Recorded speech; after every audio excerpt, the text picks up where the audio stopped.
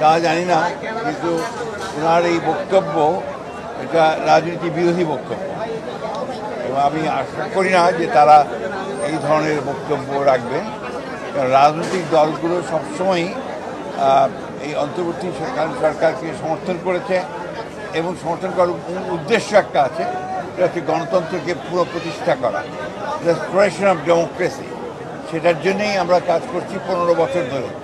আমরা সংগ্রাম করেছি, লড়াই করেছি, এবং এটা উনি কী উদ্দেশ্যে কে বলেছে আমি জানি না।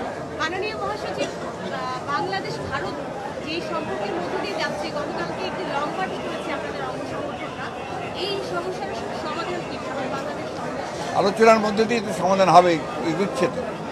স্যার, ভারপ্রাপ্ত চেয়ারম্যানের কাছ থেকে কি বার্তা নিয়ে এসেছেন বাংলাদেশের রাজনীতি? ভারপ্রাপ্ত চেয়ারম্যানের সাথে বার্তা দিচ্ছে যে আপনারা সবাই ধৈর্য ধরবেন। একটা বিশাল বিজয় সূচিত হয়েছে জনগণের।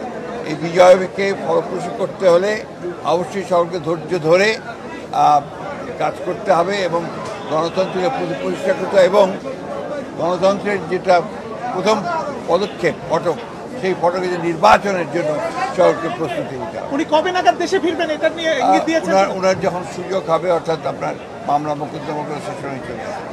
Thank you sir. স্যার, আরেকটা বিষয় সেটা হচ্ছে আপনারা নির্বাচনকে প্রাধান্য দিচ্ছেন সংস্কারের চাইতে, এমনকি অন্তর্বর্তী সরকার এই ধরনের ধারণাটা সম্পূর্ণ ভুল। আমরা 2 বছর আগে সংস্কারের কথা বলেছি, 31 দফা সংস্কার দিয়েছি।